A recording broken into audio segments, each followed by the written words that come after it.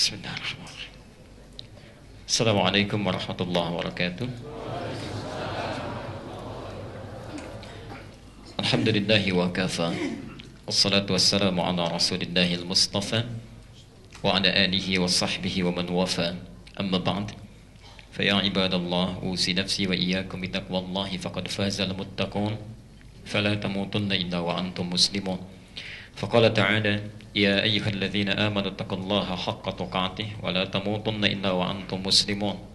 Wa qala ya ayyuhan nasu ittaqu rabbakumul ladzi khalaqakum min nafsin wahidah wa khalaqa minha zawjaha wa batha minhuma rijalan katsiran wa nisaa'a wattaqullaha alladzi tasaaluna bihi wal arham innallaha kana 'alaikum raqiba. Bapak Ibu sekalian, saudara-saudariku, jamaah kajian duha yang saya selalu bermohon pada Allah Subhanahu wa taala, semoga siapapun yang telah melangkahkan kakinya hadir di majlis ilmu ini, Allah muliakan keberadaan hidupnya dan diberikan rahmat serta keberkahan dalam titian kehidupannya sampai berpulang kepada Allah Subhanahu wa taala. Alhamdulillah, maafkan saya kalau agak sedikit terlambat karena ada beberapa proses yang harus saya lalui, ya, termasuk tadi saya sempat siapkan slide, ya, dan sempat rehat sejenak karena dari kemarin ini ada yang menarik, ya. Masya Allah, kemarin kami memberikan pelatihan dalam daurah Al-Quran, ya. Tapi yang menarik, pesertanya itu bukan para hufadz, bukan orang-orang yang terbiasa memang di pesantren untuk menghafal Quran atau di sekolah. Tapi yang paling menarik, pesertanya adalah orang-orang yang bekerja di perusahaan, di pabrik. Anda bisa bayangkan, ya, orang aktivitas di manufaktur, kemudian membuat sebuah komunitas sampai mereka buat tempat tinggal yang khusus, ya, berdekatan satu sama lain.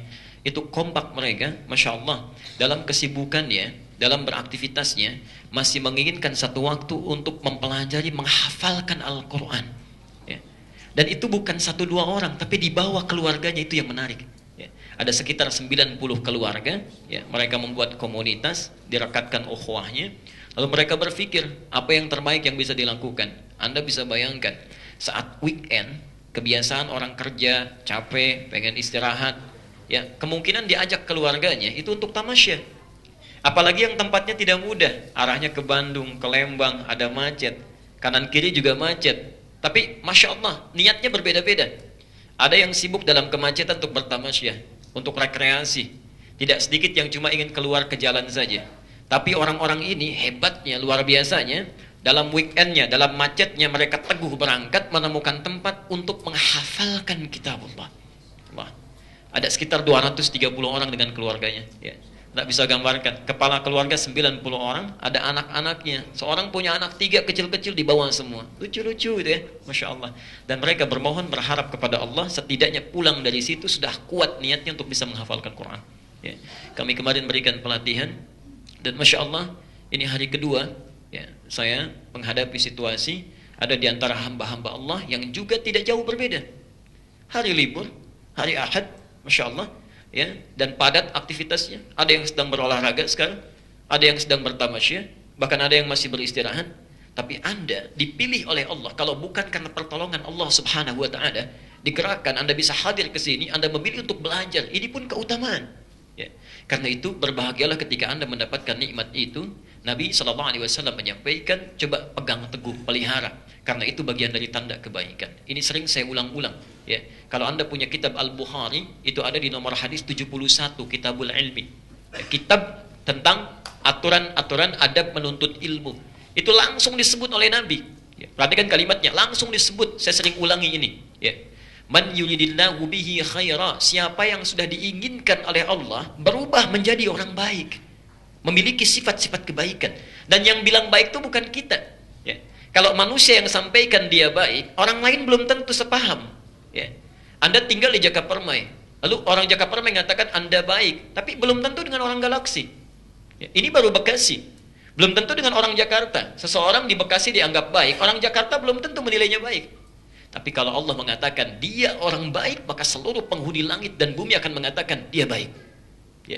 Nah, kalau seseorang diinginkan baik dalam pandangan Allah, may yuridillahu bihi khaira. Siapapun yang diinginkan oleh Allah berubah menjadi orang baik, memiliki sifat-sifat kebaikan. Kata Nabi, Masya Allah, yufaqihu fiddin.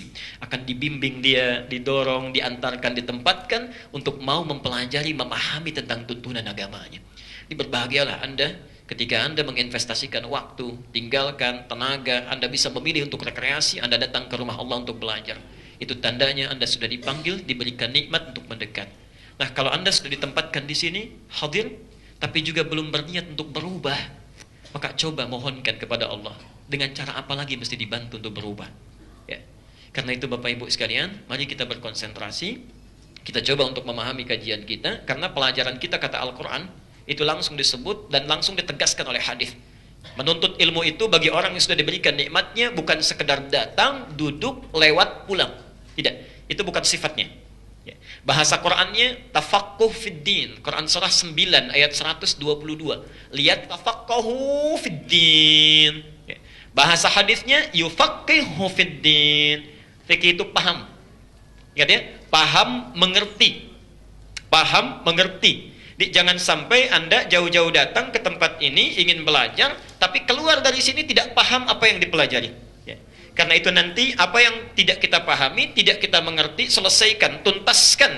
Sehingga ketika kita beribadah, kita ibadah dengan pemahaman yang sudah melekat dalam diri kita. Ya. Coba tolong renungkan ya. Ini barangkali terakhir kali saya mengingatkan. Ya. Insya Allah dalam sesi ini, maaf tolong renungkan. Ada isyarat di Quran. Kebanyakan orang sholat saja itu tidak paham, tidak mengerti apa yang dibaca dan dilakukan dalam sholatnya. Coba Anda cek sampai terakhir sholat tadi duha. Sudah puluhan tahun, mungkin belasan tahun, ribuan kali ruku, ribuan kali sujud. Berapa persen bacaan sholat yang sudah kita pahami? Ya. Padahal para ulama ketika membuat pelajaran sholat itu disebut fikih sholat. Zakat, fikih zakat.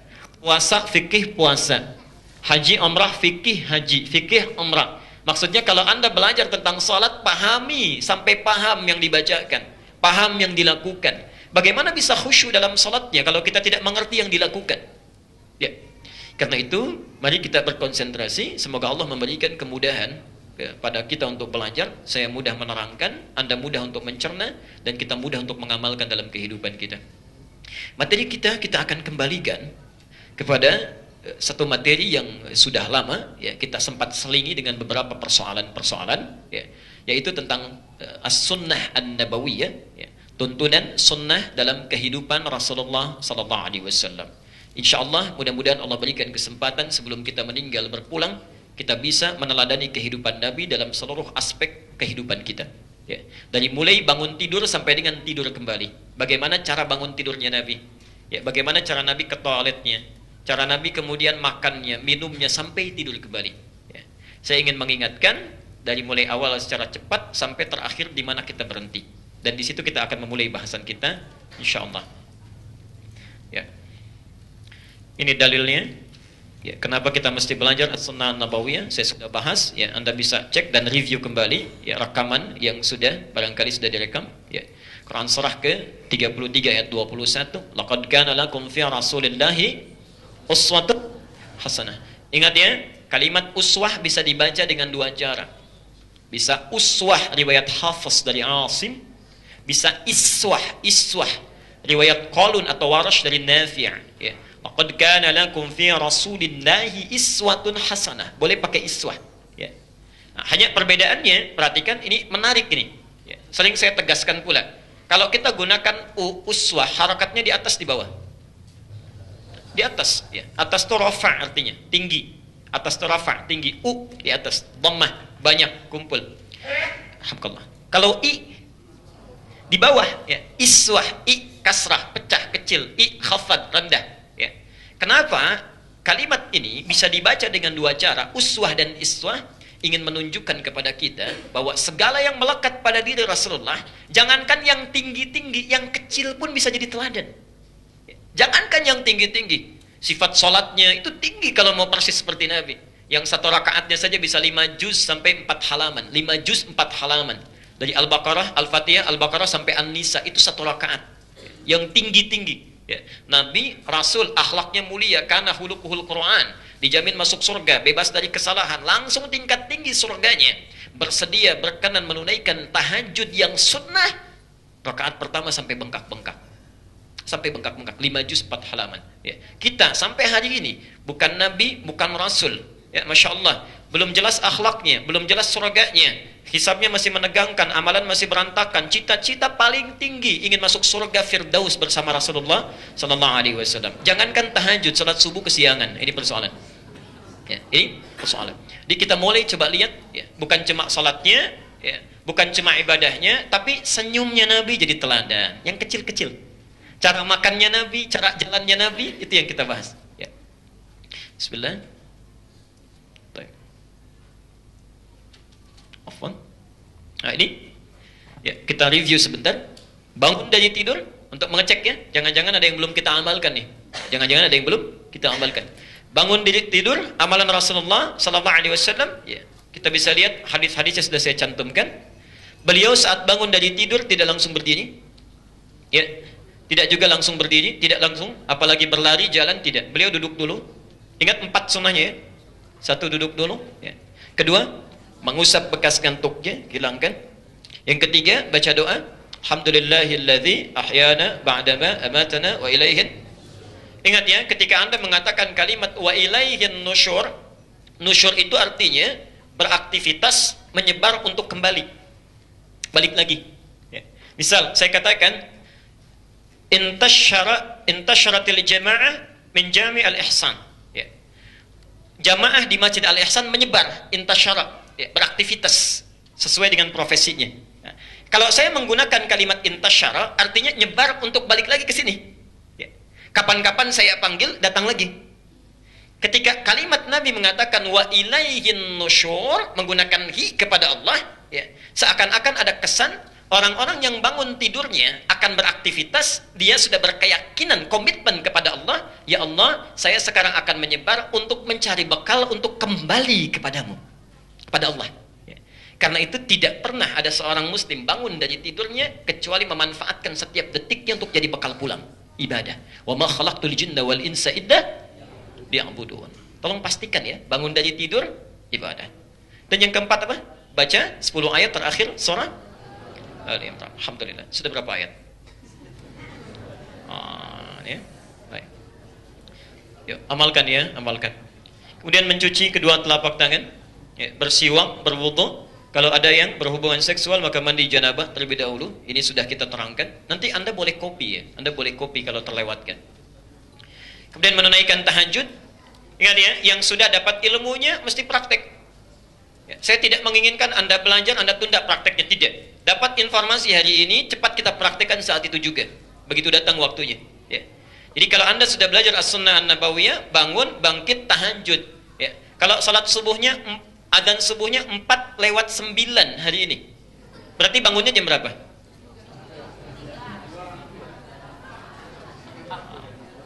Baik. Adzan subuh jam 4:09, bangunnya jam berapa? Nah, kalau belum belajar materi ini, jam 4:09 begitu adzan bangun, silakan. 4:05 silakan. Tapi kalau Anda sudah belajar materi ini, artinya mesti ada ruang untuk sholat tahajud. Ada ruang. 4:09 panggilan subuh, Anda bangun minimal jam 3, ya.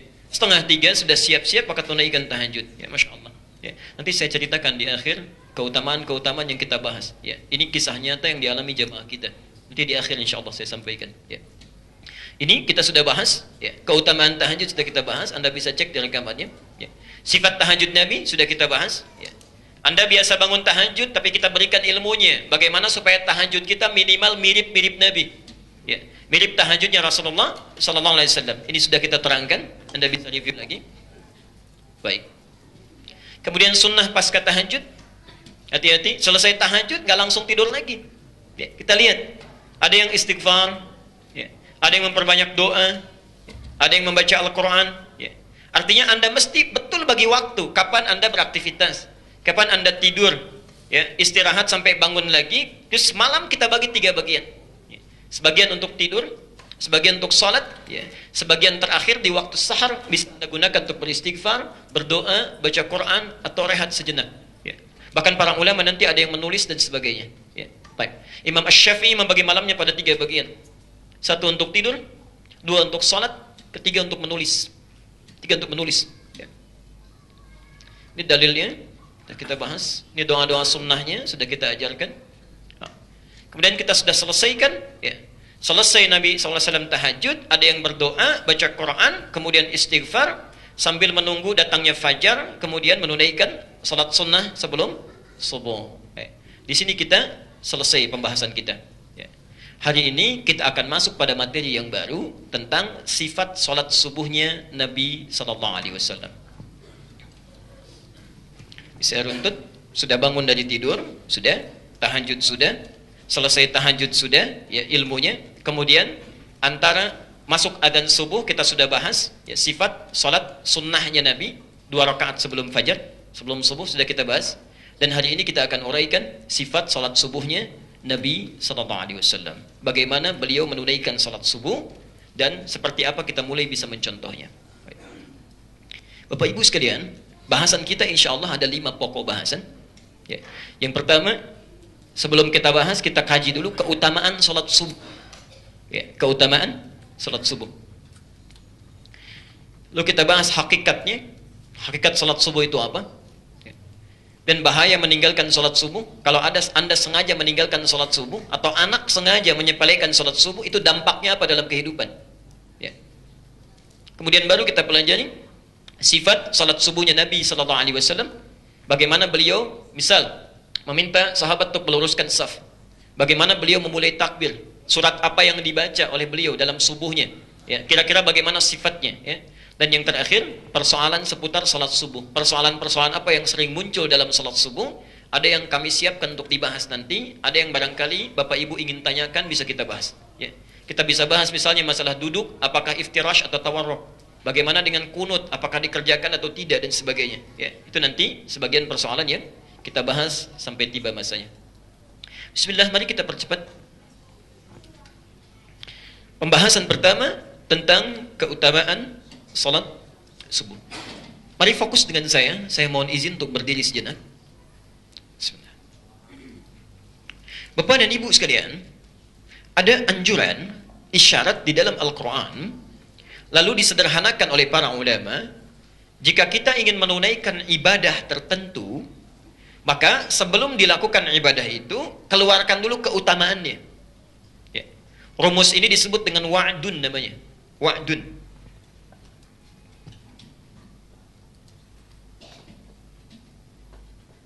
Ya. Wa'dun itu keutamaan atau janji positif dari satu ibadah yang kita kerjakan untuk melahirkan motivasi. Ya. Supaya muncul motivasinya, kuat kita. Ya. Karena kata Quran sendiri, tipikal manusia itu sulit melakukan sesuatu ya, sekiranya tidak ada manfaat atau keuntungan yang dia dapatkan. Contoh paling gampang, antum mungkin nggak datang ke taklim ini kalau nggak ada manfaatnya. Tidak, tapi karena Anda sadari ada sesuatu yang penting, ada yang bermanfaat, Anda rela datang. Ya. Kalau tidak ada manfaatnya, untuk apa hadir di sini? Lebih baik kita pergi, berolahraga, ya, ajak keluarga, tamasya, selesai. Tapi karena Anda menduga ada manfaat, kita kerjakan.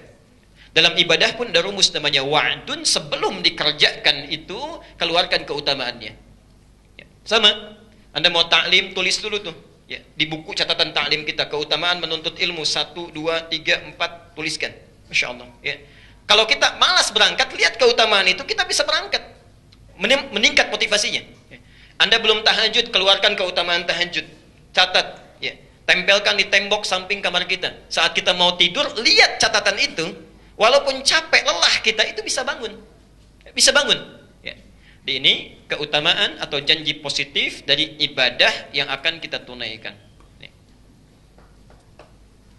Sebaliknya, pelan-pelan, kalau Anda terfikir mengerjakan maksiat, terfikir, bukan mengerjakan, terfikir untuk berbuat maksiat, misal kefikiran untuk bohong, kefikiran untuk gosip, ya, kefikiran untuk berbuat maksiat, maka bayangkan ancaman yang muncul di balik maksiat itu.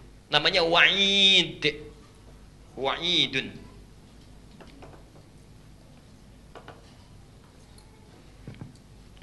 Misal, ada seorang akan berdusta. Ya. Ketika dia akan berdusta, coba dia pelajari dulu ancamannya apa yang diancam oleh Allah saat dia berdusta. Wailul lil mukadzibin, kata Quran. Celaka bagi para pendusta. Jadi kalau Anda mencoba untuk berdusta, pasti celaka itu. Pasti celaka. Ada terfikir perempuan misalnya mau gosip. Ya, seseorang mau gosip.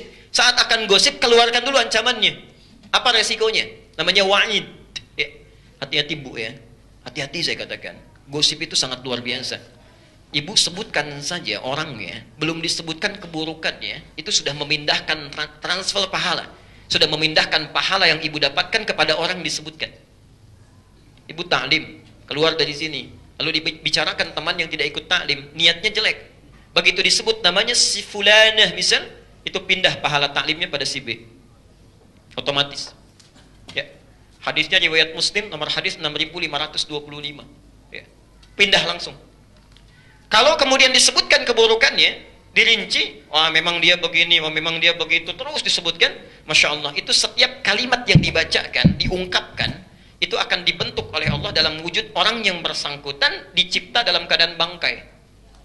Kalau tidak tobat, di akhirat nanti diminta dimakan itu. Diminta dimakan. Ya, makanya hati-hati. Ya. Jadi kalau orang tahu resikonya, nggak akan sedikit pun bergosip. Dan tidak akan repot, ya maaf, memfasilitasi di rumahnya dengan acara-acara yang melahirkan itu. Ini kan pagi-pagi kita sudah disuguhi masalah itu. Ya. Dan mohon maaf sebesar-besarnya, sulitnya kita diminta memikirkannya. Anda bayangkan, pagi-pagi dikasih masalah, persoalan, terus kita diminta memikirkan itu. Di bawah, ya, sementara anak, ada keluarga, ada pekerjaan, kita belum kita pikirkan, kita diminta memikirkan masalah orang. Dan kita mau melakukannya, kan aneh namanya. Bertakwalah kepada Allah, banyak persoalan yang saat ini mesti kita tinggalkan tuh. Ya.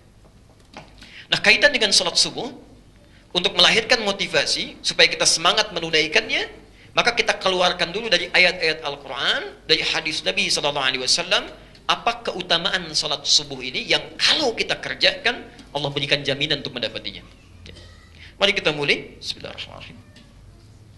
Satu, Bapak Ibu sekalian, sebelum kita masuk ke bagian yang pertama, ini memancarkan banyak kebaikan, saya ingin sampaikan dulu di Quran, satu-satunya salat yang disebut dengan dua nama, atau lebih daripada satu nama, itu cuma salat subuh. Ya, cuma salat subuh. Yang lainnya tidak, bahkan isyarat saja. Isyarat, ya. Maghrib, walillahil masyriqi wal maghrib. Tapi bukan salat yang dimaksudkan. Al-Baqarah 115.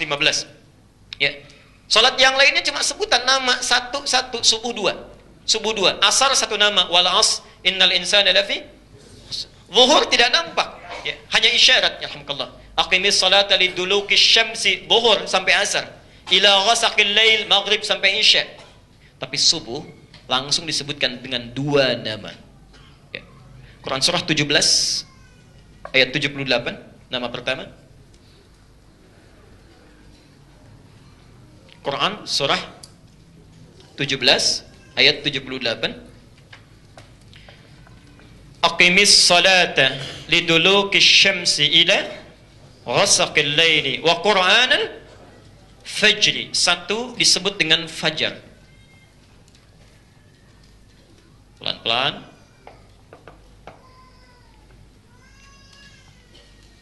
Yang kedua disebut salat apa? Pertama fajar, kedua salat apa? Ingat kaidah kita, kalau tidak tahu katakan Allahu a'lam. Kedua salat apa? Sampai sekarang tiap hari salat nggak tahu salat apa? Salat subuh. Tahu dari mana? Quran surah 81 At-Takwir 81 kalau dibalik berapa? 18, ayat ke-18. Was-subhi idza tanaffas, subuh.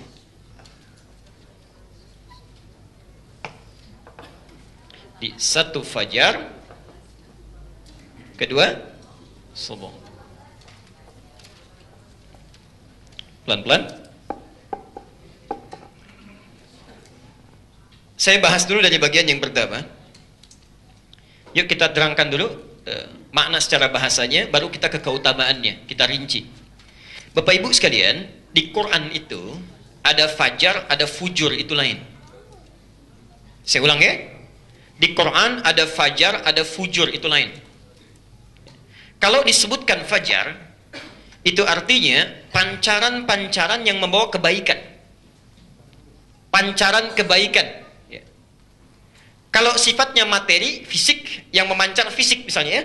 Mata air memancar. Ya. Kalau sudah memancar kan bawa kebaikan ya.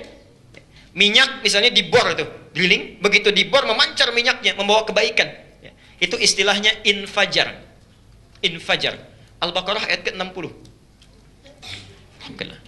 Wa idzistasqa Musa liqaumihi faqulna drib bi'asakal hajar fanfajarat minhu 12 aina. Kaumnya Musa ada 12 suku, minta kepada Musa, "Ya Musa, tolong berikan kami air." Supaya enggak ribut, masing-masing pengen minta setiap sukunya. Ada 12 suku. Maka Musa, Masya Allah, turun firman Allah, Musa menggerakkan tongkatnya Musa dipukulkan ke batu, keluar 12 mata air. Ya. Tongkatnya bapak dipukulkan ke batu, keluar air mata tuh. Ya. Capek-capek beli stik dipukul ke batu saat marah, pecah. Keluarnya air mata. Tongkat Musa keluar mata air. Masya Allah. Bahasa Qurannya sesuatu yang memancar secara fisik, bendanya kelihatan, itu infajar namanya, infajar. Fanfajarat min husnata asyrata aina, dipukulkan ke batu, 12 mata air langsung keluar. Nampak oleh mata, bisa dipegang oleh tangan, terasakan nikmatnya langsung secara indrawi, itu infajar. Tapi kalau sesuatu yang memancar, ya, umumnya tak langsung kasat mata, tidak kelihatan, ya, nggak langsung bendanya kelihatan, nggak nampak, tapi terasa, itu disebut fajar namanya. Innya hilang, fajar. Salat ini kenapa dinamakan dengan salat fajar? Seakan-akan ada isyarat bahwa dalam salat ini, di waktu itu ada banyak kebaikan-kebaikan dipancarkan, tapi nggak kelihatan mata. Ya. Maaf, kalau yang kelihatan dengan yang tidak kelihatan, mahal mana? Yang nggak kelihatan. Yang nggak kelihatan. Ya. Makanya kan kalau sesuatu yang tampak, terbuka, bisa dipegang-pegang, display, dilihat, itu kadang-kadang cuma dilihat aja. Begitu mau beli, yang dicek yang di gudang di belakang. Ya kan? Yang nggak nampak. Ya. Makanya mohon maaf ya, saya sarankan kepada saudari-saudari saya, muslimah dimanapun berada, hati-hati. Allah ketika menurunkan syariat hijab, itu supaya membuat setiap perempuan muslim itu mahal. Ya, mahal. Tidak menjadi seorang yang murah, berharga, dilindungi, kuat, Masya Allah. Coba cek itu di dealer-dealer, mohon maaf, maafkan saya, untuk contoh saja. Kan kalau yang nggak pakai hijab, disimpannya di luar. Jagain display, senyum, buat senyum aja gitu ya. Giliran yang beli, yang dibawa yang mana? Yang pakai kerudung itu di belakang, di administrasi, disimpan, giliran terima uang, gitu. Ya, terjaga, mahal. Barangnya pun sama, yang nampak itu yang dipegang-pegang, yang dibeli yang di belakang. Yang belum nampak, jadi mahal. Ya. Karena itu bertakwalah kepada Allah, ketika Allah ingin memberikan banyak kebaikan, itu Masya Allah, fajar. Ditebarkan. Ya. Makanya itu langsung dipanggil dalam tidur. Salat lain nggak ada. Bapak lagi tidur siang, kemudian ada adzan subuh, apakah dipanggil misalnya setelah hayya 'alal falah, as-salatu khairum minan naum? Kan enggak ya? Enggak. Tapi salat subuh sedang tidur pun dipanggil. Masya Allah, dipanggil itu. Setelah hayya 'alal falah apa? As-salatu khairum. Cepat sini, dipanggil, saking banyaknya kebaikan supaya kita nggak kelewatkan. Bertakwalah kepada Allah. Hari-hari ini itu Allah lebih sayang pada kita. Sangat sayang. Anda bayangkan, sifat sesuatu yang baik itu pengen cepat, pengen lambat didapatkannya. Ya. Harus cepat. Masya Allah. Sekarang ada diskon 90% di MM misalnya. Batasnya cuma sampai jam 10. Misal, jam 10. Datang jam berapa? Cepat kita dapatkan, supaya cepat kebagian, gitu kan? Sekarang perhatikan. Saking sayangnya Allah kepada kita, sekarang Allah bergegas cepat memanggil kita. Biasanya dipanggil 4:30. Biasanya naik lagi 4:25. Sekarang saking sayangnya, jam 4:09 sudah dipanggil. 4:09. Saking sayangnya supaya kita cepat dapatnya. Ini banyak kebaikan supaya cepat kita ambil. Manusianya dikasih cepat, diundur-undur. Bahkan ada yang dipanggil 4:09, baru bangun jam 9:04.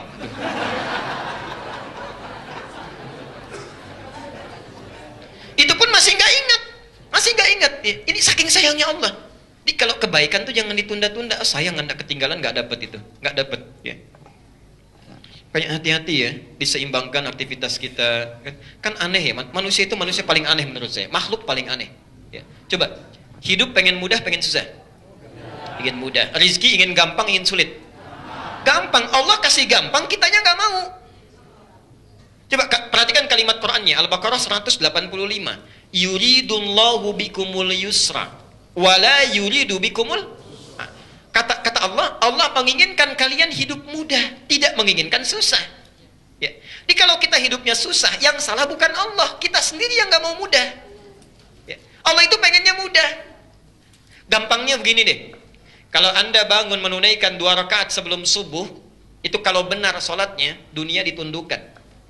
Muslim nomor hadis 724, rakaatul fajri khairum minad dunya wa ma fiha. 2 rakaat sebelum subuh lebih baik daripada dunia dan seisinya, ditundukkan. Dikasih, kitanya nggak mau. Ya. Dipanggil oleh Allah 4/9, diminta datang sebelumnya, nggak mau kita. Padahal sehari-hari, Allah, saya tidak paham ya. Ada rezeki yang sedikit di dunia, terus diperebutkan. Bahkan ada yang berselisih, berkelahi macam-macam untuk memperebutkan yang sedikit. Memperebutkan yang sedikit. Dikasih yang banyak, nggak pada diminta. Kan aneh namanya. Dikasih yang banyak, nggak pada diminta.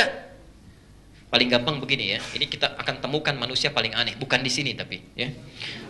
Coba, saya sering sampaikan contoh. Kalau dikasih pengumuman, DKM Al-Ihsan memberikan pengumuman, besok insya Allah hari Senin, yang sholat subuh di Masjid Al-Ihsan akan mendapat amplop masing-masing 500.000. Hanya untuk 50 orang pertama. Adzan subuh jam 4/9, datang jam berapa? Bukan cuma jam 2, saya yakin ada yang itikaf di sini. Nunggu. Yakin saya, ada yang itikaf. Cuma untuk dapat 500.000 tuh. Masya Allah. Banyak mana dunia dan seisinya dengan 500.000? Bayangkan untuk 500.000 bisa itikaf. Kalau Anda pengen lihat besok subuh berapa saf itu di sini. Dikasih dunia dan seisinya nggak pada datang, kan sayang. Aneh itu namanya. Ya. Pemilik rezeki siapa sih? Ya. Yang punya Allah. Kenapa kita nggak minta pada yang punya? Minta untuk dipercepat, takut didapatkan, masya Allah. Ya. Saya sering gambarkan. Kalau kita punya uang, bisa beli mobil? Bisa. Punya uang beli. Kalau punya jabatan bisa beli mobil? Gak usah beli, mobilnya datang. Begitu naik meningkat jabatan, mobil dikirim. Makanya orang rela berlomba mendapatkan jabatan supaya mendapat kenikmatan dunia. Ada yang negatif sifatnya, tidak sedikit yang positif dapat. Yang hebat, gak punya uang, gak punya jabatan, bisa punya mobil. Karena dia punya Allah. Ini, ya minta. Dan punya Allah itu gak capek Pak Bu. Nggak capek demi Allah saya katakan. Punya uang beli mobil, begitu habis bensin beli sendiri, berangkat. Ganti oli sendiri, nyuci sendiri, dimasukin sendiri. Punya Allah, wah ya Allah, mau berangkat mobil datang. Tuh, nggak usah beli. Habis bensin, ganti sendiri sama orang yang bawa mobil. Ya. Nyuci nggak usah nyuci. Ya. Hari ini datang warna biru, besok datang warna kuning. Masya Allah. Nggak capek. Nggak ada jemputan, keluar sebentar. Wah, tinggal tangan begini aja, tek. Nah, mobil turun. Dan nggak bayar. Masya Allah, ini punya Allah. Bayar pas turun. Ada yang bayarinnya, alhamdulillah. Tuh enaknya begitu. Di Anda kenapa tidak meminta? Nah, saat kita mau minta, sekarang kita tanya, ya Allah dari kapan diturunkan fajar? Turunkan. Apa keutamaannya? Nah, sekarang saya pelan-pelan dulu sebelum kita ke sini. Tapi ada juga pancaran keburukan. Lawannya dari fajar, namanya fujur. Fujurun. Fa jim waw ra. Quran surah 91 Asy-Syams ayat 7 sampai dengan 10. Di ayat 8-nya ada redaksi fujur. Ini fajar, lawannya fujur.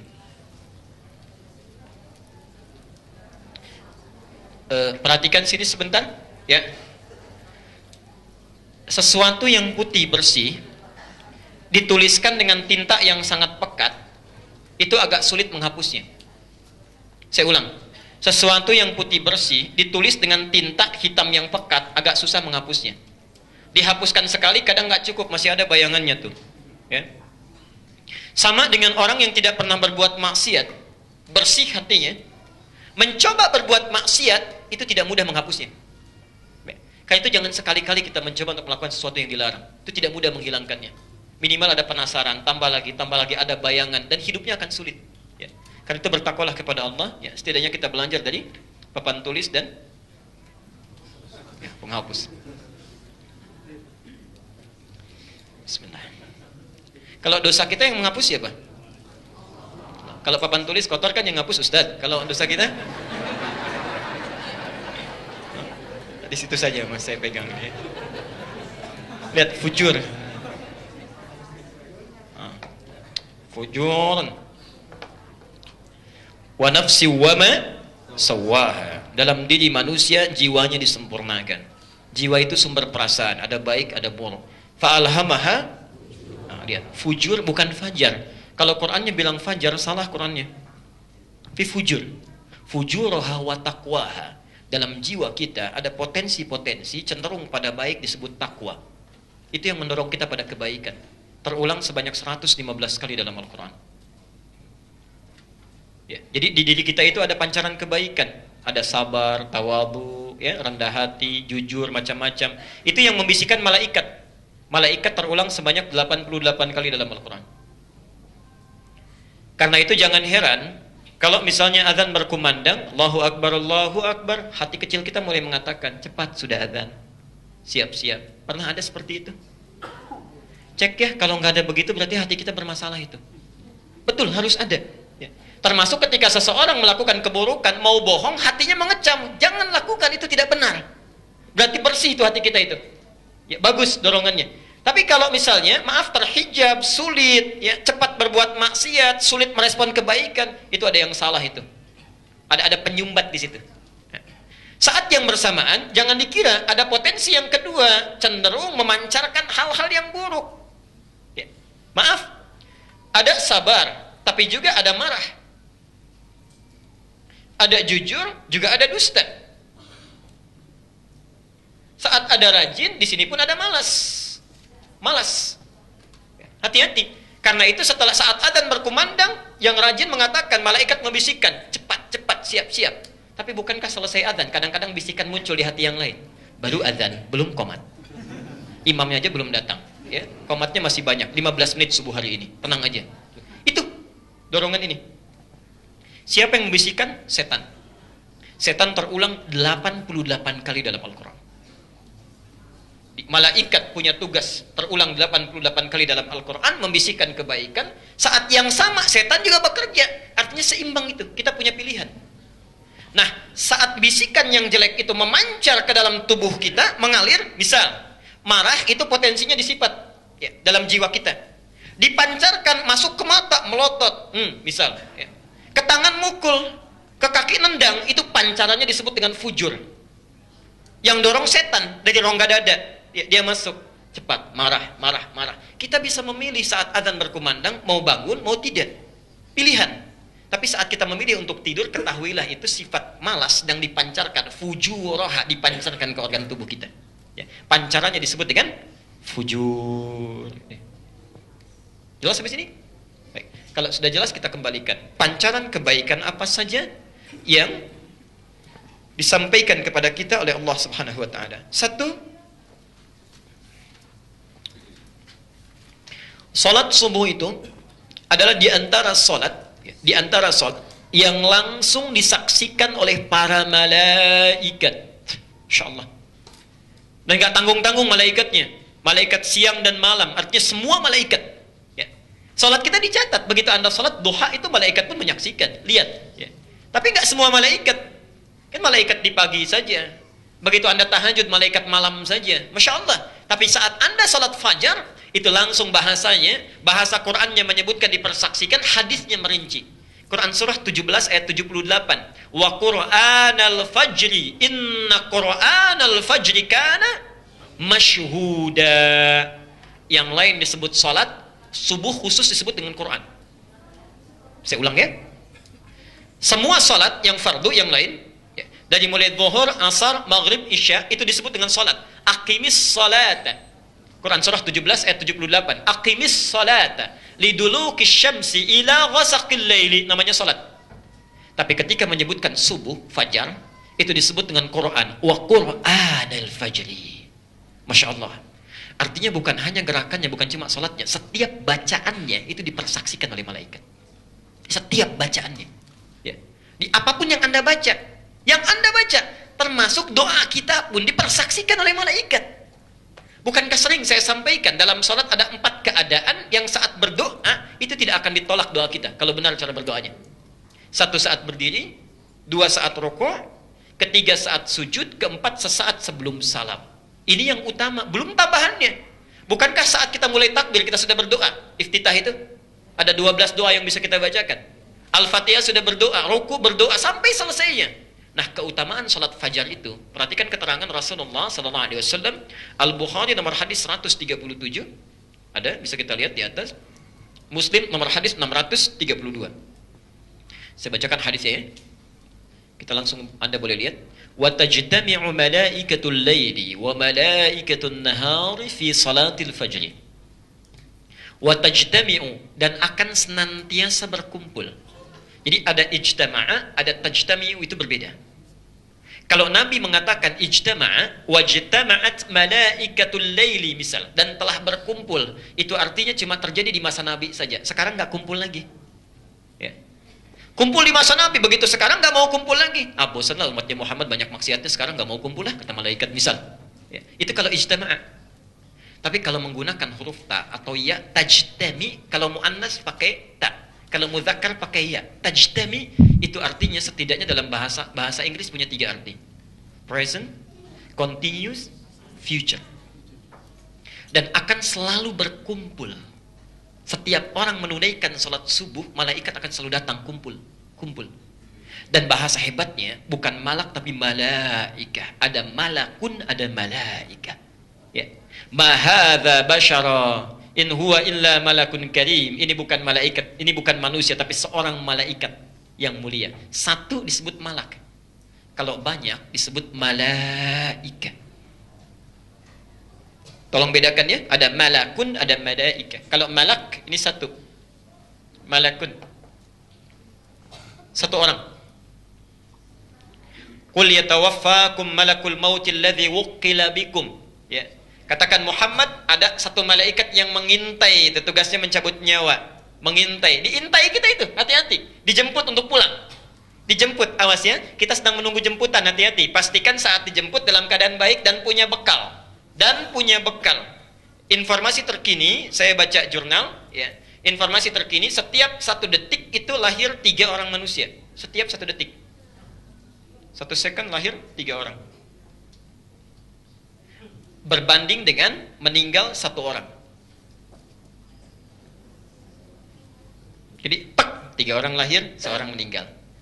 3 lahir, 1 orang dijemput. Muter aja tuh kerjaan malaikat, muter diambil. Masya Allah.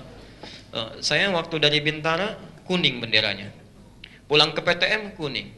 Masya Allah, kemarin ke Aridha setelah Jumatan ditahan dulu, jupanya ada yang dijemput lagi. Aridha tuh informasinya itu di BSK di situ tuh, ya. Maksud saya nggak tahu sekarang muter kemana malaikatnya, mungkin ke sini tuh. Tiap detik itu pulang. Tinggal nunggu giliran, dan sifatnya misteri, kapan saja bisa pulang, bisa diacak sifatnya. Ya. Jadi kakeknya masih sehat, cucunya yang pulang duluan, bisa terjadi. Karena itu bertakwalah kepada Allah, siap-siap. Kata para ulama begini, kalau Anda ingin selalu baik, bayangkan saat akan berbuat salah, saat itu kita meninggal. Ya.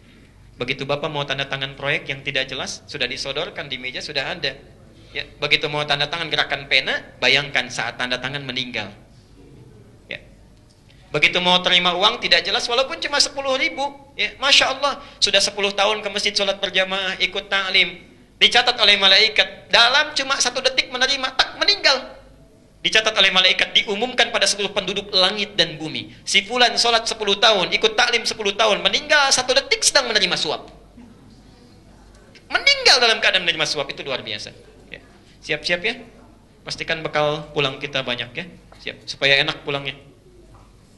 Kalau pulang kan enak ya, enak pulang itu. Dari dulu begitu, kalimat bahasa Indonesia juga begitu. Sering saya ibaratkan, ilustrasikan. Ya. Maaf, waktu mudik kemarin pulang, senang tidak? Senang, pulang ketemu keluarga, dapat makanan baru. Ya. Anak-anak sekalian, Pak Guru sekarang nggak bisa datang, kalian boleh pulang. Senang tidak?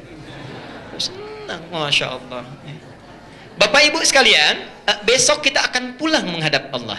Ya. Kan orang meninggal menghadap Allah, pulang ke rahmatullah ya. Ya. Besok kita pulang menghadap Allah. Senang tidak? Tuh, hati-hati, dari wajah udah kelihatan. Ya. Mau bilang senang takutnya besok. Gitu. Nggak bilang senang ya pulang juga. Ya. Pasti nih, hati-hati ya. Ini tugasnya, malaikat maut. Ya. Malaikat maut. Dan saya perlu tekankan karena ada cerita-cerita yang tidak tepat sampai kepada kita. Bahkan orang saking solehnya, zikirnya bagus, bisa menunda malaikat maut. Ya. Sedang zikir, khusyuk-khusyuknya datang malaikat maut. Ntar dulu saya mau selesaiin. Ya, selesai zikir baru cabut. Ya nggak bisa begitu. Ketentuan di Al-A'raf ayat 34, "Idza jaa ajaluhum la yastakhiruna sa'ata wa la yastaqdimun." Sudah. Kalau sudah tiba ya pilihan, nggak bisa maju, nggak bisa mundur. Tapi kalau banyak namanya malaikat. Masya Allah. Pak, Bu, saat sholat subuh, biasanya safnya paling banyak berapa saf? Itu di tempat antum, tempat saya enggak. Misal, ya, misal. Tapi umumnya, kadang-kadang 1, 2, ya. Kadang imamnya masuk sendiri, tunggu, gitu kan? Sekomat sendiri, sholat sendiri, pulang lagi sendirian, ya. Dalam keadaan sendirian itu, kasat matanya, kelihatannya nggak ada orang. Tapi bahasa hadisnya, itu malaikat sedang berkerumun. Saya datang bawa uang 1 miliar, untuk saya kasih ke orang yang ada di masjid. Masya Allah. Kalau yang ada di masjid 20 orang, berarti masing-masing menerima berapa? Ya? 50 juta, masing-masing. Kalau cuma ada 10 orang, menerimanya berapa? 100 juta. Kalau cuma seorang, dapatnya berapa? Berbahagialah imam masjid yang sendirian ke masjid, ada di masjid, itu semua keberkahan masjid diberikan untuk dia sendirian, yang lain nggak dapat. Ya. Maka yakinlah saat kita ke masjid itu, kata Nabi, wa tajtami'u malaika, malaikatnya banyak, bukan cuma satu, datang banyak. Masya Allah. Nggak tanggung-tanggung, malaikatul lail yang tugas malam dengan malaikatul nahar yang tugas siang itu kumpul, mendekat kepadanya. Kalau malaikat sudah kumpul, Masya Allah, itu kemungkinan cuma 2. Kalau tidak mengaminkan doa, memohonkan istighfar kepada Allah, cuma 2. Makanya Anda rugi, kehilangan sholat subuh berjamaah, kehilangan sholat subuh, itu Masya Allah, Anda kehilangan istighfar yang disampaikan malaikat, plus permohonan doa untuk mengabulkan apa yang Anda sampaikan. Ya.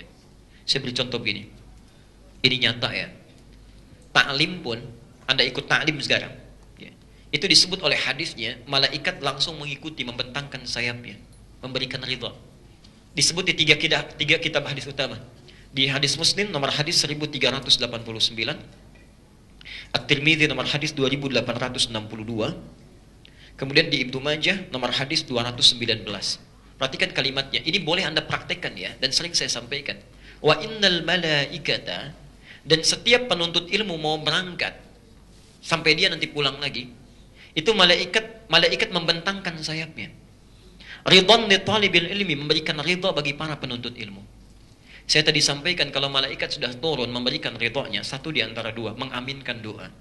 Ini saya mau cerita, saya tidak tahu ikhwah kita datang tidak ya hari ini. Hari Sabtu yang lalu, malam Sabtu tepatnya, kami undang untuk cerita. Ada di antara jemaah kita yang rajin ikut ta'lim, bergabung bersama kita semua. Masya Allah, satu kali saya menerangkan tentang manasik haji. Manasik haji. Kita beli miniatur Ka'bahnya di Masjid Al-Ihsan di PTM, kemudian kita lakukan ta'lim. Itu beliau saat tepat proses tawaf, latihan tawaf, sa'i, begitu melihat Ka'bah itu berdoa.